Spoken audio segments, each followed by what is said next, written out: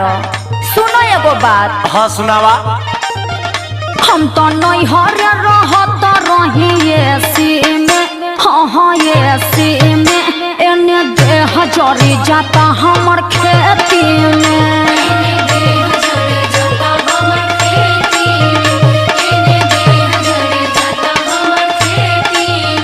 हम तो नहीं हरे रहत रही एसी में, हाँ एसी में, एने देह जरी जाता हमर खेती में। अब पढ़ले लिखले तो बाड़ू ना, अब तुम्हें का समझाई हम। हाँ तो पढ़ लिख के तू उखाड़ ले बड़ा और खेतवा में जाके कलम चलावे ला। कौन कलम हो?